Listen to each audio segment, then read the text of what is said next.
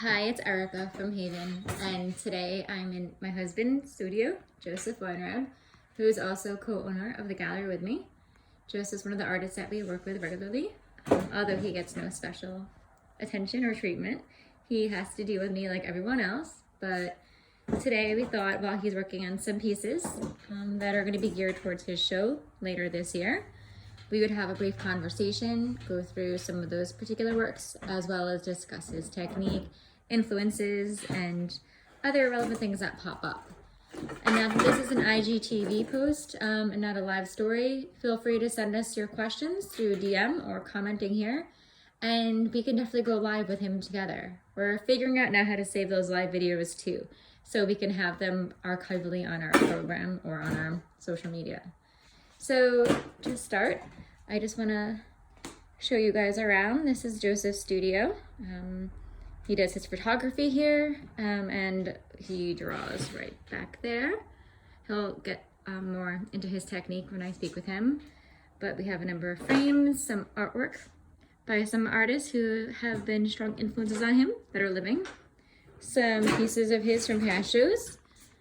Some historical pieces that have been inspirational. A bunch of exercise equipment. Sorry that it's a mess. We exercise in here. We have his alien sculpture that everyone loves whenever they come to visit. Again, an older piece from him. A piece from a show not too long ago. And where he's working. So the current pieces on his easel are both for his upcoming show at the gallery. It's going to be his first showing with us, and he's been working really hard to pull together a body of work. So, say hi, Joseph. Hi. He's a little uncomfortable with this, as most of the artists we work with are, but we're all going to do what we can to bring you guys, good conversation and information. So, if you don't mind telling us what you're working on now, you're mixing colors. Yeah. So this is one of the pieces from my show. So basically what I kind of did is just blocked it in. So it kind of just looks almost blown out, like the wall has no shape or anything. So this is my reference. You guys might recognize that room from yesterday when we spoke with Omar.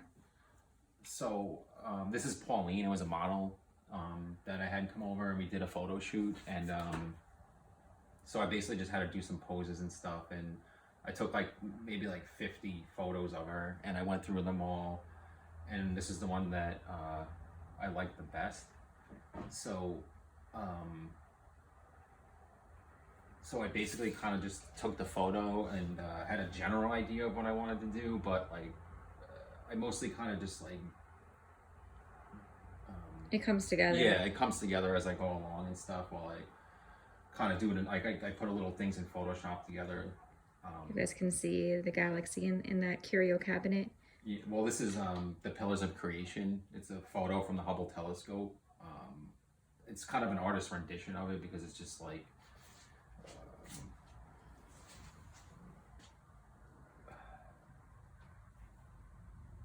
well, between the artist's rendition and then what Joseph adds later, it's kind of a creative interpretation, perhaps, of what the cameras out there in space have been able to capture.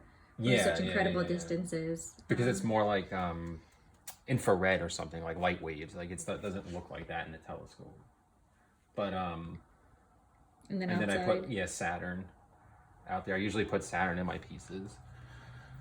You guys can see how it is on the screen and how it translates to the painting. So again, Joseph takes a bunch of different photos in different parts of our home, usually, or in front of a green screen or outside, depending on the piece, with models. And some of these models are, in fact, models, and some of them are just everyday people. And he tries to capture them through multiple photographs in that exact moment that helps tell that story that he's trying to achieve.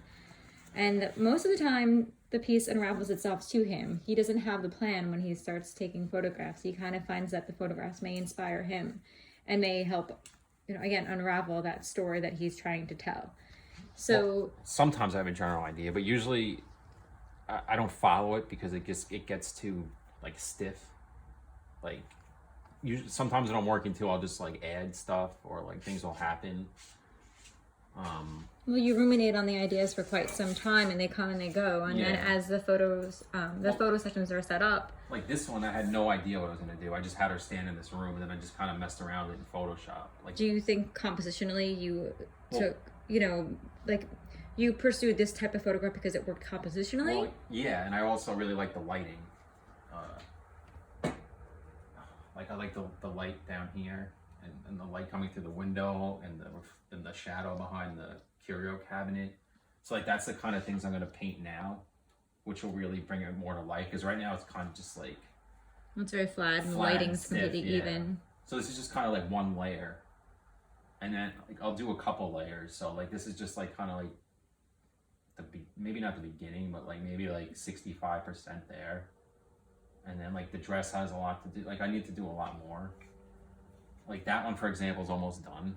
And you can see then the change in values as well as lighting and depth and things like that are accentuated once it goes from the more flat, more, you know, early layer approach to... Like a lot of this looked like this flat, and then I put like glazes and darks and lights and shadows over it.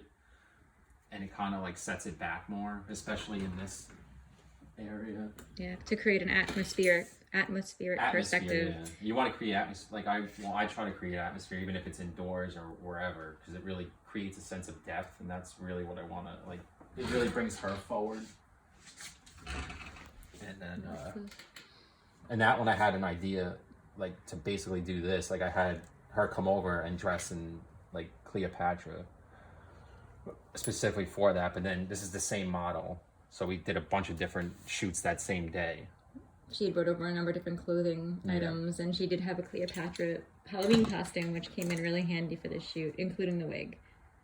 It's good, like, because I have to pay them, you know, I pay the model to come over, so it's good to do a couple different poses or shoots if you can, you know, because it's, you know, you get more for your money, I guess, that way. Yeah, for sure. And you never know what you might be inspired to work with later. Yeah, and I kind of do photos, like, I'll just have her do positions or things, or, like, have her feel comfortable. That's the most important thing, because then they feel stiff and it's uncomfortable and weird, and they don't, like, it just doesn't look natural. It translates in their body language. And so this is like almost natural, the way her hand is, and she's gently holding the curtain. Yeah. And something to notice too is that in this digital mock-up that he had worked with prior to translating the drawing and then the painting, and it's many layers to the canvas, is how the painting evolves. It may not always stick to that digital composition. He knew he wanted something underneath that cabinet, and it went from just a face, a bit Cheshire cat inspired. Yeah, that's a Cheshire cat.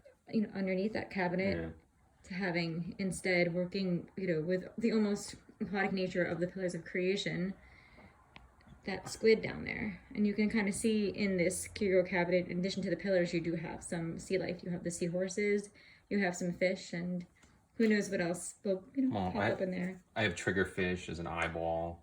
I'm going to paint jellyfish in there too. I just didn't do it yet. And I'm going to paint stars and stuff in there. And yeah, I drew the octopus in there because I felt like it was more fitting.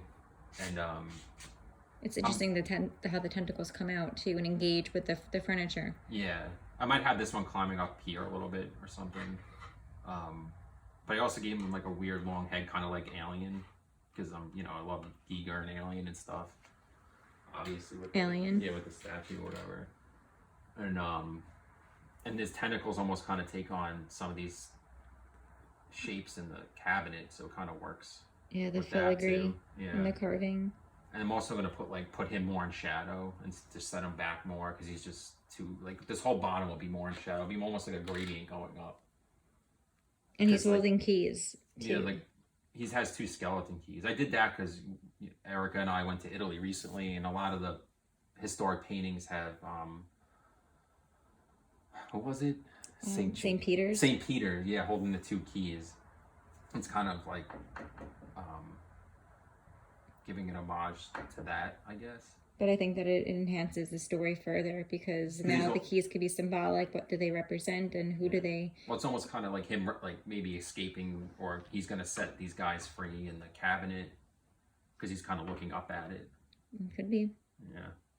So it allows for multiple interpretations, which, as you've experienced in other videos we discuss, is really important, because it makes work more fun. It makes different people be able to connect with it and to be able to have discourse on what it is that they're experiencing and interpreting through the work. So another thing you had mentioned before when talking about these works is how you work in layers. So do you have an example of a drawing that you can show us? Because you It's downstairs. Oh, it's downstairs. Because I can just run and get it. I sprayed it. Okay, maybe we'll do that. And I'll go through everything else until you come back up with it. Just run down and get it. Yeah, go for it. Because I think it's interesting to see how you kind of work. Okay. So once he's back with that drawing, we'll kind of show you the different phases of his work. And again, being married to Joseph, I am privy to everything and all his steps. So again, he starts with models. He does different photo shoots with different garb and different poses in different rooms. Anything that he can do to kind of give him, I guess, a push on certain ideas he's had, certain ideas that remain in his subconscious. And sometimes, again, they don't come till he starts playing with mock-ups and ruminating for quite some time on them. So once he has a digital mock-up that pretty much is as close as possible to the final piece, he starts to lay them out in quite detail on a panel. He makes his own panels too, so that is something to note. So you can see here, this is going to be the next piece he'll be working on. And he spent many, many hours drawing out quite a number of details and kind of getting a feel for that composition and a little play with the values, as you can see the shadows. Well, this was also, the composition is based on Titian's Venus of Urbino, which is, I put it up here. I like to look sometimes towards classical artists for compositions and maybe some ideas, and this is kind of maybe like my modern take on that painting. And it kind of goes with this one. It's supposed to like the Egyptian one. Yep, you can see they're kind of sister pieces. It's supposed to be, yeah, it's supposed to be like a sister piece like this. So, yep, so when you are an artist working towards your solo show, it's always nice to try to have as much foresight as possible to know how the pieces are going to work together and support, but also in a way to just make one distinctive from the other. And it's cool when you're able to make kindred pieces like this that, should the right person come along and find themselves taken with both, perhaps acquire them together and hang them together.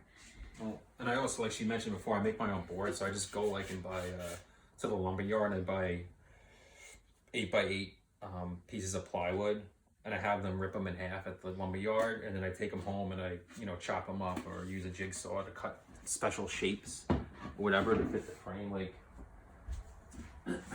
this one, I found an antique frame, and I cut this shape out of it. It's okay. It's okay when he does it. I'm gonna paint it anyway. Yeah, so I cut this shape out to fit that specific frame. Yeah. As you can see, it's right over there. Another piece for my show. And this is the frame for it. There we go. So you guys can see, Joseph has a penchant for very old antique frames that are interesting. I thought it was really a cool frame. And then show them the piece that will be going into it. This is the piece for it. And you're still working on this one as well? No, I think I'm done. I was going to, but I don't know. Well, you'll see as we get closer. Now, something to note on the piece over here with the girl dancing to death is the back support that you put on it. Tell us why you have those pieces of wood. Well, this piece isn't plywood from the lumber yard. I got it from Dick Blick. It was like a sheet of like an illustration board, or no, it's not an illustration. It's hard panel, like but it's like made specifically for painting. It's not like plywood from the lumber yard. But I primed it the same way I normally would. But I put this on there because I probably went overboard with this, but these will warp over time, especially with like humidity and whatever temperature changes. They'll warp, so this will prevent that. It's an important thing to note with your medium. Yeah. So I'm gonna close off this video and we're gonna continue on to the next video, as IGTV is limited to about 15 minutes. So we'll see you in a sec. So after briefly going through Joseph's studio, as well as kind of seeing again pieces he's been working on in various phases in celebration of his show coming up, we're gonna talk a little bit more about his technique and then move into his inspirations, what some of these compositions, these figures, these symbols kind of represent to him, and the overall underlying themes of his show and his work in general. So right now, Joseph will tell us a little bit more about what he's doing, as he mentioned earlier, about kind of enhancing the flatness by adding depth and shadow. So if you could elaborate while you do it, that would be great. Well, so I painted this wall and it looks like a flat wall, but it's really, it has a corner here and it goes this way and that way. So this side, one side should be a little slightly darker to give it that dimension. So I'm gonna do that, but it also has this cool like under lighting effect shadow. I'm gonna do that also. So we'll like, do it while you tell us. So I mean, I painted this damask like patterning. The French toile. It's a damask. Oh no, it's not damask. Yeah, it's French toile. Yeah, French toile. So I painted all this actually freehand. I just looked at this, so it's not exactly, like, doesn't line up exactly, but I kind of like that quality. It gives it more. It almost looks like it's moving in a way. I don't know, like especially this. Well, as an artist too, those are some of the creative liberties that you can take and really kind of roll with. Well, sometimes like that damask pattern, I printed it out and I stenciled it on there because I really wanted that one to look like, you know, like exactly a specific like way. that. Yeah, but I don't always do that. It also saves time doing that. But so I'll just brush on like, so I'll take I mix burnt umber and Prussian blue. So you have those blue undertones still. Yeah. And I use a little bit of walnut oil. That's really all I use for a medium. I don't use anything else. Even when I clean my brushes with that too, I don't like using turpentine anymore. It gives me a headache. I don't like it. And so I'll just do a little bit of that. You don't want to go overboard with the oil because it will just not come out right. And I just brush a little on like this. And it is a little nerve-wracking because like it took me like 2 or 3 days straight just to paint this stuff. So like just to paint over it like this, like especially the first time you ever do something like this, it gets a little nerve-wracking, I guess. But you found that you were able to trust yourself a little bit more. Well, yeah, I mean, I did it enough times where I trust myself, where I know the outcome of it and I know it's going to be worth it and better. And then I kind of dry brush a little bit like this. And if a little gets on the cabinet, it's fine because you kind of want like, it makes it more cohesive. Well, I guess tying the tonalities together. Yeah, it ties it together. Yeah. I mean, I'm gonna brush some of this stuff down here and get it on there, and then I'll take some more of a cream type color like it is here, and I'll go into that cabinet more, maybe with this blue on top of it. It kind of unifies the whole painting. You always want to make sure that, you know, because some paintings are an amalgamation of disparate elements, that they are linked together. And one of the, I think, my opinion, and you can correct me or tell me I'm correct, one of the best ways to do it is to tie it in with lighting and with the right kind of palette. Yeah. So it works, even though it's, again, kind of piecemeal in its earlier state. Like some of it sounds like too much. Like you can even wipe some of it off. I can go back in with this like kind of bluish white color. But that's dry underneath. Yeah. This has to be completely dry. You can't do it over wet, or it will just turn into mud. Like it has to. You have to let this dry completely, and then it has this nice like velvety, almost like vibrating effect. Like, and I kind of like rub some of it off like this. And that's just paper towel? Yeah, I just use a paper towel. So you can see the patterning through it still, but it has kind of like the shadowy effect.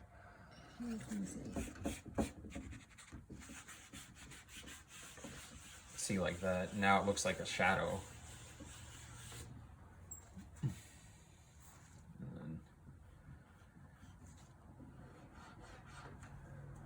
And then it has like a little tiny little bit of white here to give it the effect of like a corner. So I'll just leave that there.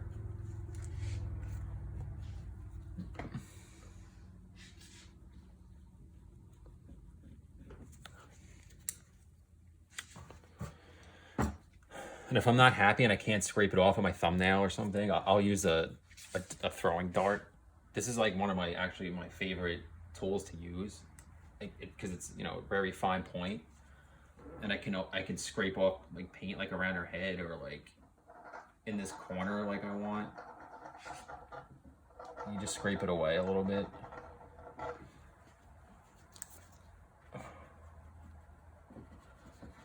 And this is really good for like hair. I use it for like her eyes. Like if I get paint there, I'll shape her eye out a little bit with this. It's just, I don't know, I really like using that.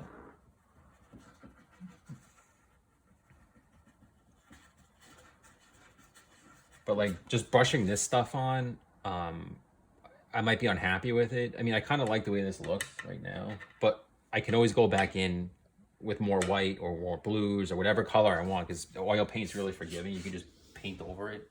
And I find the more layers you paint with, the better, because you can, like, especially if they're thin, you can see through the under layers and it reflects the light back from the prior layers, and it just really gives it like a sense of like almost like it's alive, like it's vibrating a little bit. And so it makes sense that it's really useful in doing skin, human skin, animal fur too, where you have so many different colors embedded. Yeah. And just warms, cools, layers. Like her skin, this is only one layer.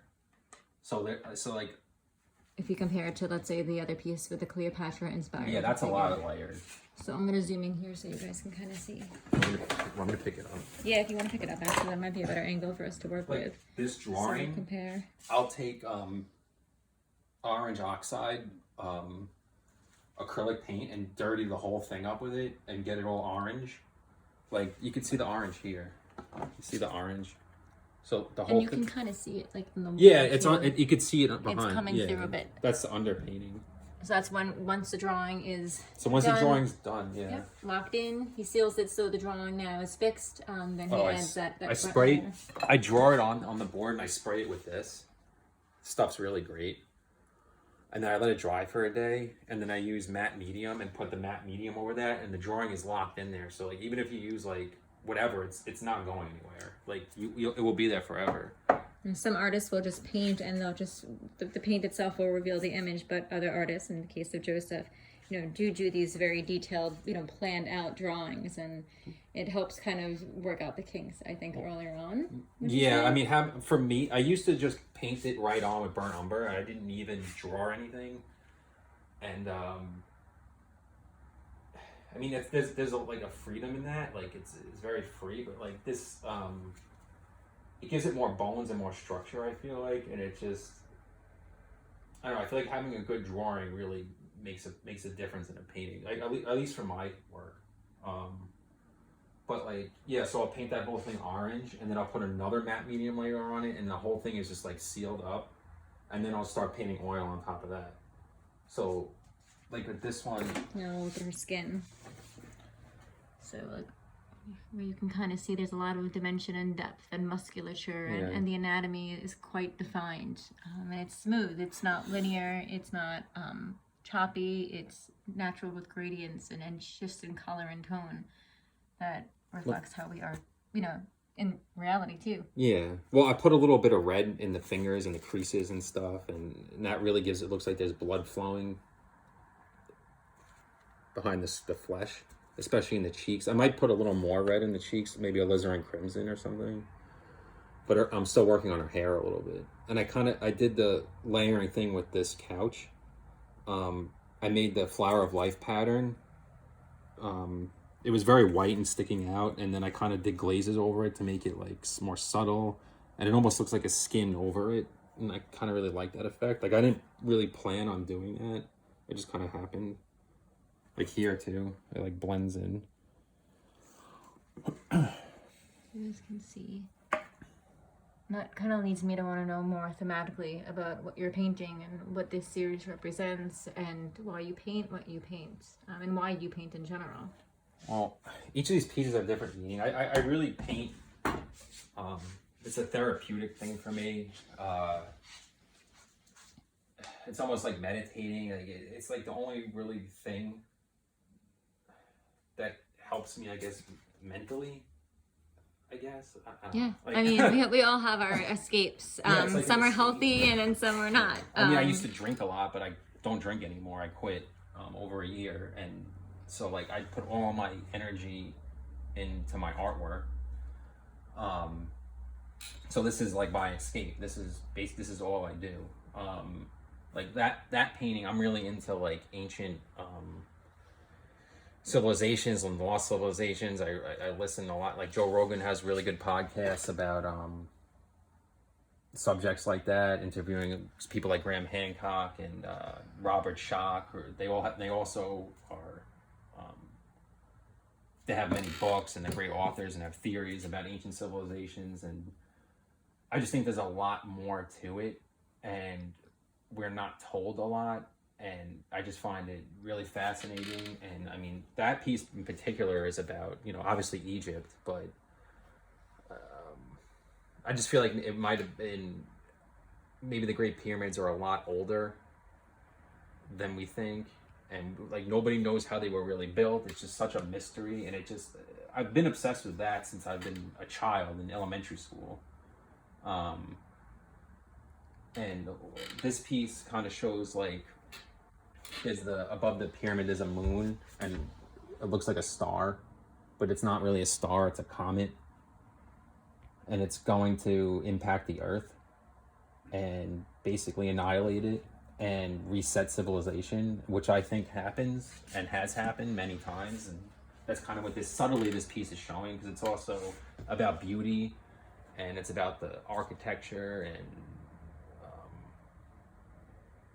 I think it's also about how the past affects the future, and that how we too, study it, yeah. and how we're inspired by it, and how there are traces of it, beyond our understanding as well. And your work tends to intermingle the past and the present, where you might have more contemporary ideas, but you're then, making an ancient civilization the backdrop and the focus. And then in other cases, perhaps this is more of a futuristic, reality, and you're intermingling the present with that. I mean, this one? Mm-hmm. Yeah. As one interpretation of many. I mean, you're also kind of bridging the gap between the aquatic and the, the land-based worlds that, coexist in our planet. Yeah. Because obviously we don't have the technology to have such an, aquarium mixed with, encapsulation of space as you've depicted here. Yeah. Well, I use the pillars of creation. I first found, because I Google space and I'm really obsessed with stuff like that, and I found this and I was just totally blown away by it. I just thought it was so fascinating and beautiful. I mean, I did another painting over there. Do you want me to show you? It's old. The older one, yeah. I was going to say, there's a painting that he did some years ago. Was it for the La Lune show we did? No, I never showed it. Oh, we had it at the gallery though, I remember. Not this one. Not that one, but I did a different one. Oh, well, I remember that one was, I think you worked on that at the gallery. Yeah, I never finished it. So you guys can see, this was a much older piece. How many years back would you say this was? Maybe 4 years ago. And it's not finished either. No, I never finished it. This is the pillars of creation though too, so it's been, you can see that something in the back of my recurring. Well, this was for Lulu because I painted the moon down there. Ah, see, so it was. But I never finished it. No, he ended up doing 2 other pieces, I think, at that point. This one was for I think for La Lulu. Yeah, this is an older piece as well, which is interesting to see that the difference at this point. This is old. He was using stock models through websites instead of actual live models. Yeah, I used to use iStock, which is terrible. You can't do that. But you can kind of see the growth, and you can see, focus on ideas and on themes that as an artist, as the more you paint and the more you spend time mulling over concepts, I think that the more focused, your agenda with what you're trying to depict gets. So thematically, your work touches upon a couple of recurring elements, works that seem to define your work and make it recognizable for fans, friends, collectors, anyone who's been watching your progress for some time. And again, reiterating what we've said in past interviews with other artists, it's nice when you kind of are starting to be able to recognize an artist's work, and whether it's the stylistic rendering or if it's something thematic or little hints of, secret inclusions of the planet Saturn, like in Joseph's case. It becomes a novelty, and, we find that people really come to enjoy it, and the mysterious quality of adding a planet, that you normally don't see so visually from outside allows for a further narrative to occur. And as you guys all know, we love our narratives, and we love to see people think and ponder and discuss what our artists are trying to achieve. So that being said, if you can tell us a bit more about the inclusion of Saturn, as well as, as you touched upon earlier, ancient mythologies, and notably as well, the death character who is depicted in various garb, but nonetheless quite present in many of your pieces. Well, I use Saturn a lot for a couple reasons. The main reason is my mom used to take me to the planetarium when I was a kid, and Saturn and Jupiter were my favorite. And it's almost like I'm including a little piece of my childhood in each painting, maybe like a little piece of my innocence. Maybe even represents my mom. I don't know. Subconsciously, I don't know. But I also want to show how kind of make the work a little. I like the idea of maybe living on another planet, maybe like colonizing Mars, or maybe living on one of Saturn's moons. I think that's kind of a cool idea, or maybe where humanity that's probably where we're heading eventually. And Saturn's a pretty recognizable planet with its rings, so I use it for that reason too, to kind of show that. And yeah, I mean that's kind of. Have you found that when you've spoken with people about your work and they've noticed Saturn, that they've had other interpretations about its place in your work, or do they want to more so hear from you? No one's ever really had their own, or at least told me of why it's there or why I put it there. They usually kind of ask me, I guess. But sometimes people come,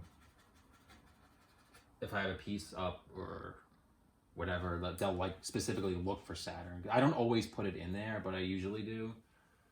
And when I feel like it's not relevant, visually, you find a way to tuck it in someplace, whether it's in a pattern of wallpaper, or like, in like some kind of garden or sometimes like in the night, I put it in this one.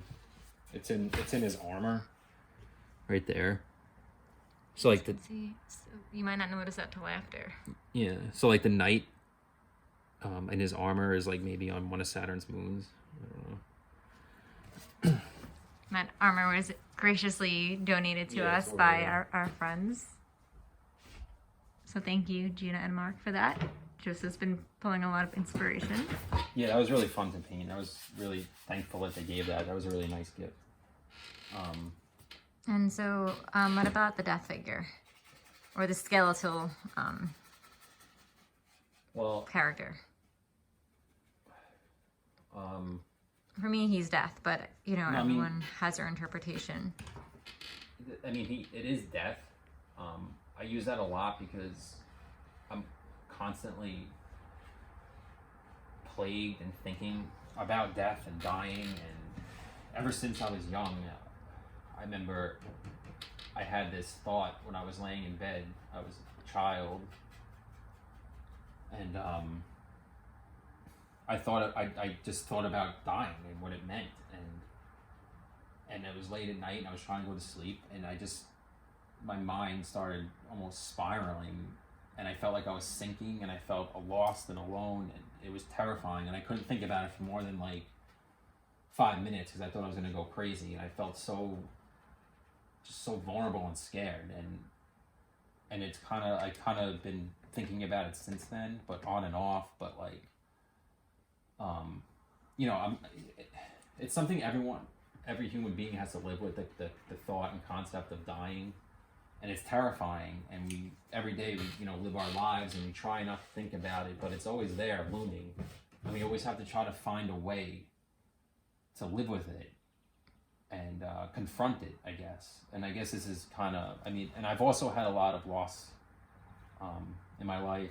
My father died like 7 years ago. We were really close.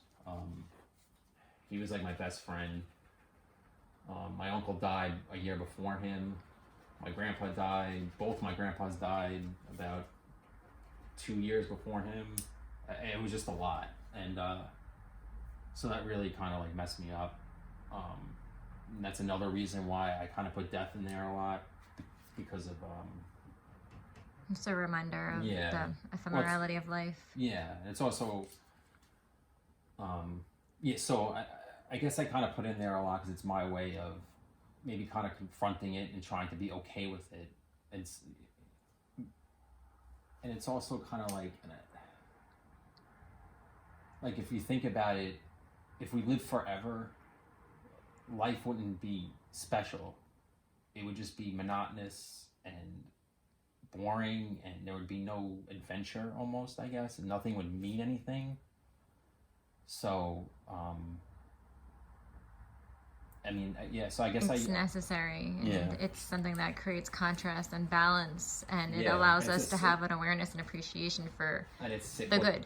a cyclical thing. And I almost feel maybe because I think about it a lot. I sit here, I paint, I think it's almost like I'm meditating, and I have a lot of theories about death, and I listen to a lot of people talk about death and podcasts and whatever. And I mean, maybe it's not the end. Maybe it's cyclical. Maybe they're whatever makes us us, and not just a bag of bones and blood and meat that what makes us individuals. Maybe that lives on. It goes back into the universe and it gets recycled. I don't know, but it, Could that maybe tie into the fact that you're, stitching together different times in history? Yeah. That perhaps suggest. Oh, so, I'm sorry. Nope, What? No, what were we gonna say? You understand what I'm saying, so you can go on. Well, I was just gonna say that. I mean, I like, as you like, also the Victorian era. I think it's a very beautiful, like aesthetic. Like the furniture, the dresses, what they wore. It's a time when integrity was a huge value. Yeah, and to people. And they used. It was heartfelt and very personal too. Yeah, and they used. It was all. Everything was made like by hand. Yeah, and so like beautifully. You know what I mean? It was made to last, and it was made well instead of being made pieces of art. Yeah, and like now today things are made to break and for money, and it's just disgusting. But that's another reason why I like that period, I guess. And probably why you like to paint and why you like to collect art.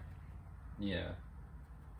I mean, as far as like the fish tank, I used triggerfish in here. These are triggerfish. I think they're hama triggerfish.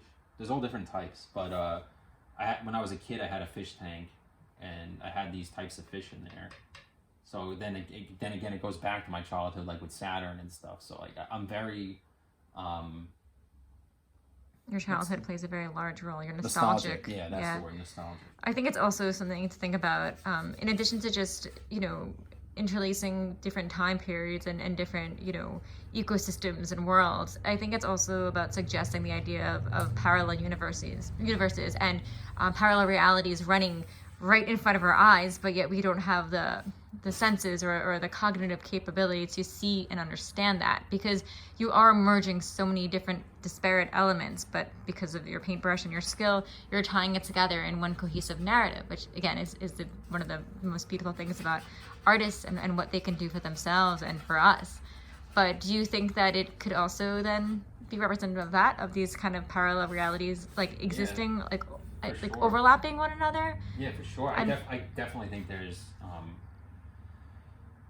parallel realities, existences. I think there's an infinite amount of realities, honestly, and maybe this is a way of overlapping them, or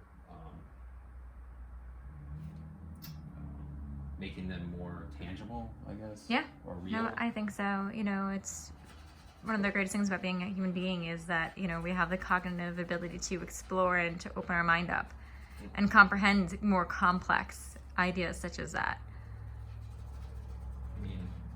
I mean, I also think anything's possible if you work towards it and have the passion for it, I guess.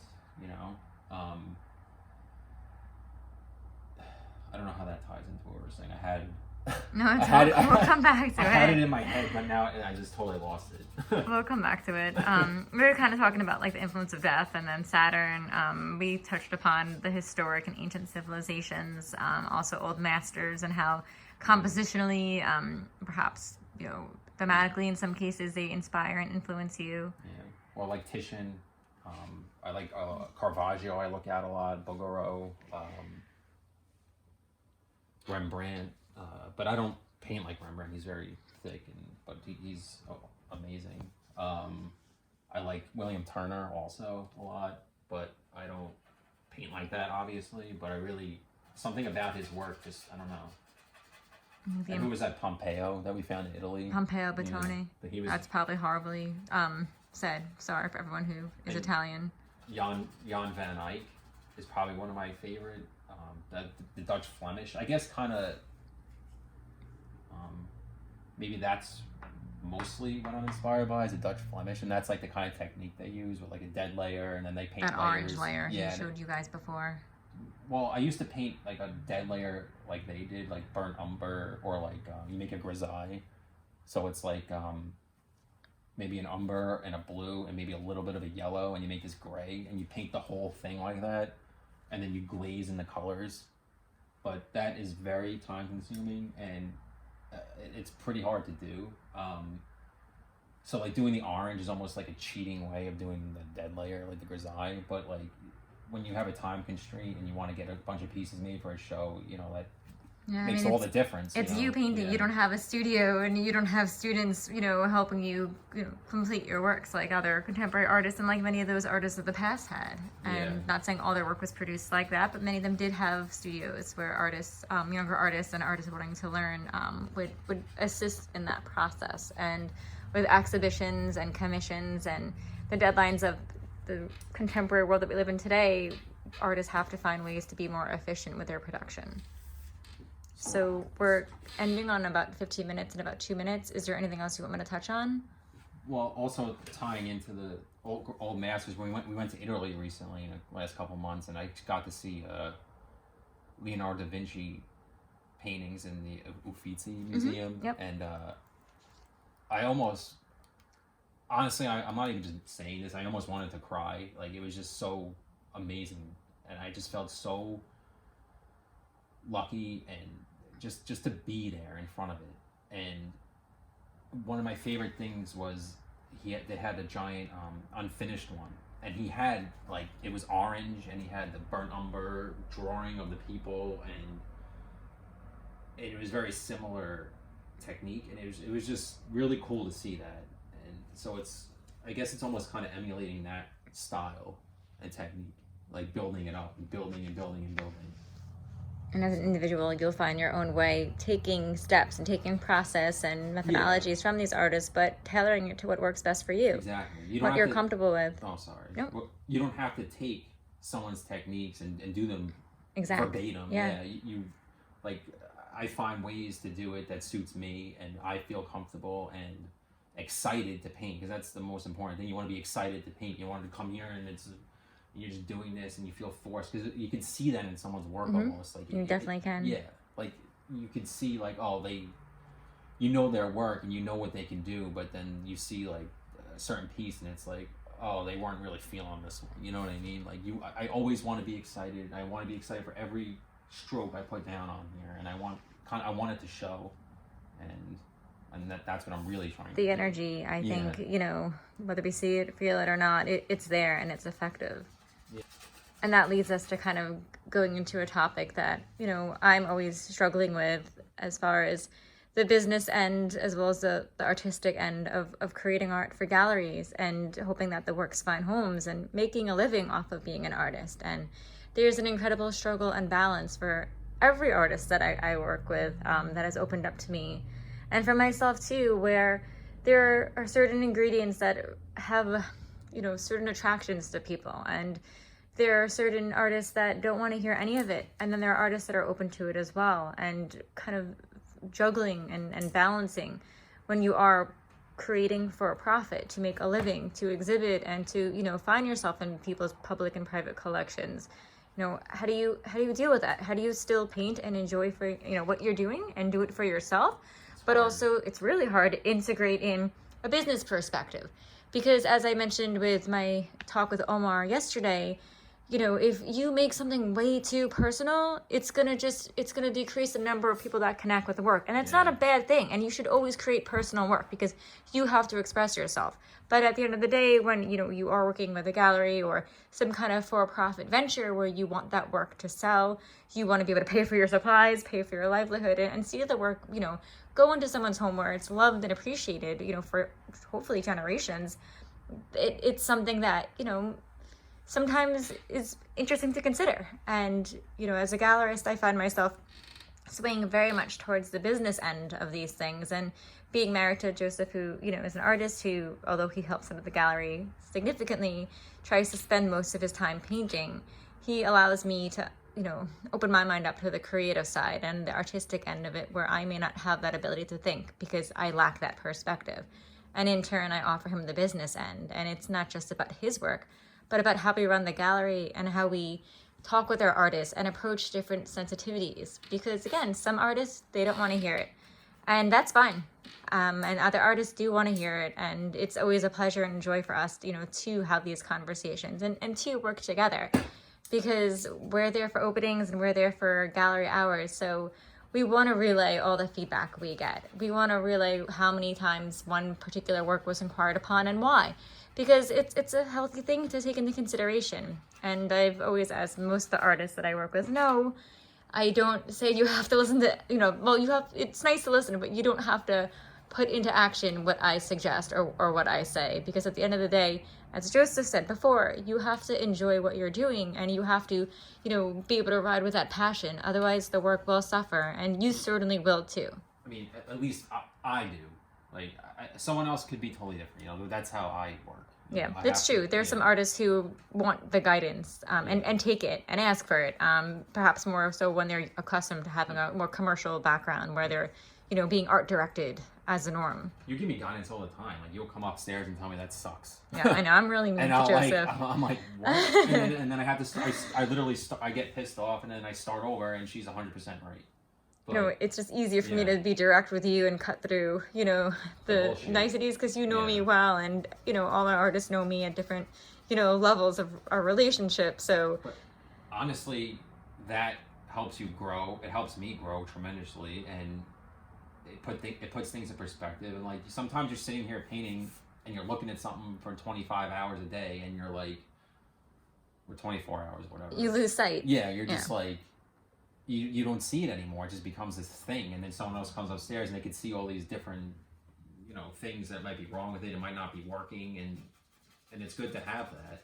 And I always encourage our artists also, show me what you're working on while you're working on it if you're uncertain about ideas. And for all the other gallerists you're working with too, this is a collaboration and this is teamwork, and we're in this together. We're sharing this. So if you're open to it, you should definitely ask, for some kind of feedback. And it might hurt if it's not what you want to hear, but just marinate on it and, take what you can out of it or disregard it entirely if you'd like. Gallerists aren't always right and certainly don't have the best, perspective constantly either. And then, but like, I also don't just paint for myself. Like, I see a lot of what people buy at the gallery and what they like and what they relate to. So I keep that in mind. I keep that in the back of my head. So I also try to incorporate that into my paintings, like, maybe like specific animals or whatever, or I'm not just doing it just for me, because there has to be it's a balance. Yeah, the balance, like the yin and the yang or whatever. Like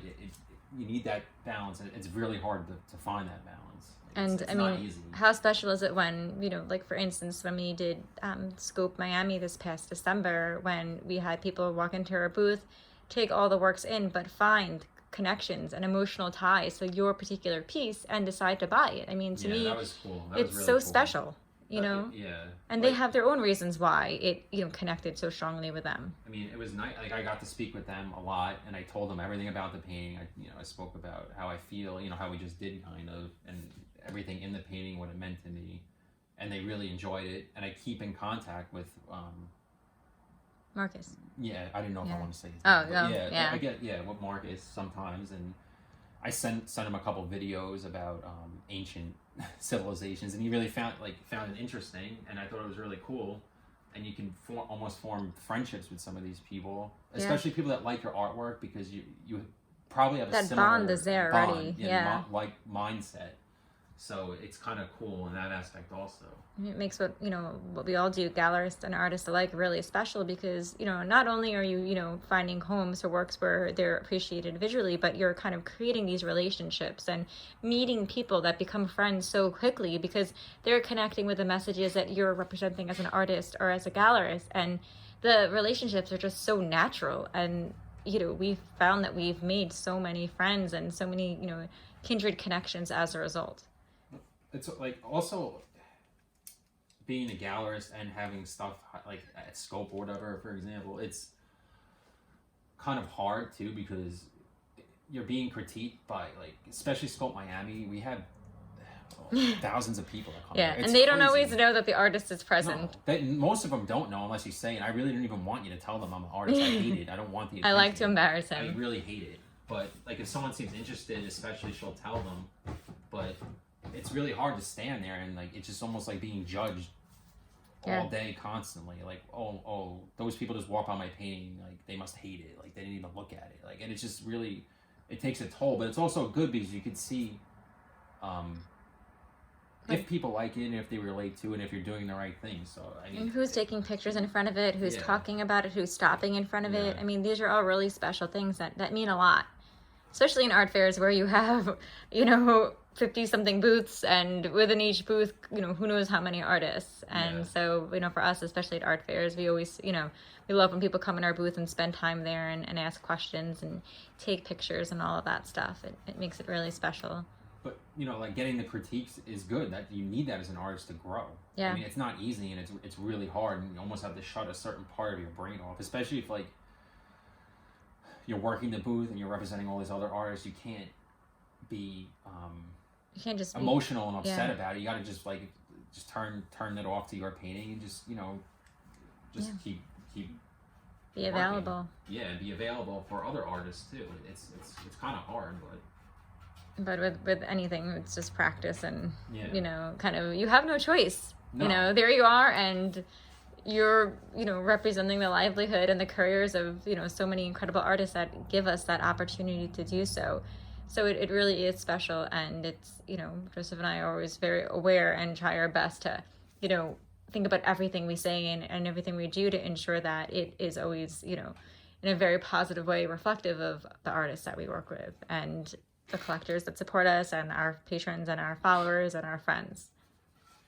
So I mean, as far as this,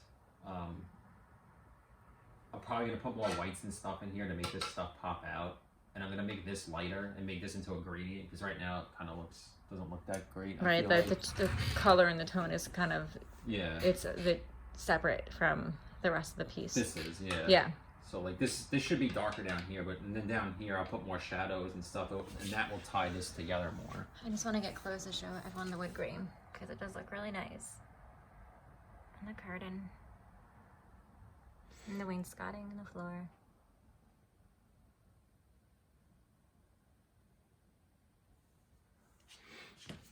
So. And then, I don't know, like, we started talking about the skin color tone a little bit, so kind of what I'm brushing on lightly here. This is just the beginning of this stuff. Like, it's gonna evolve over time, but it's already kind of tying everything together more. But I'm gonna do some of this down here and go up here with it. Do this down here, and I'm gonna make more of the light, like this kind of stuff, like the way the light beams hit her.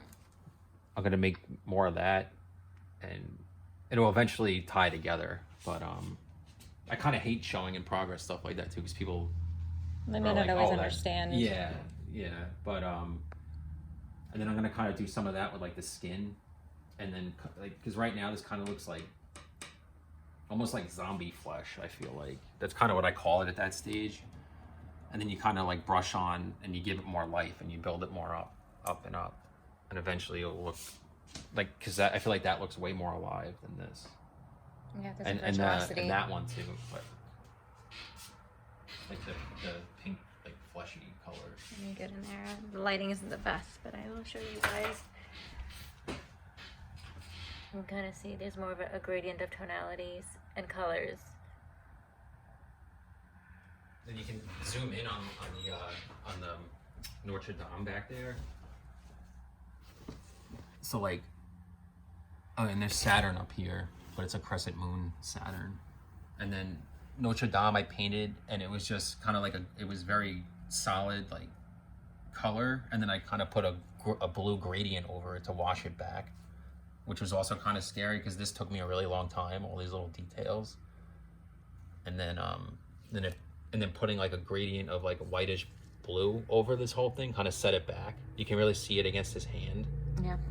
So like this building was the same tonal and like values of his hand before I did that. And that really pushes it back. Yeah, it's important to delineate space, especially if you have, multiple elements or ingredients in your piece to further that story.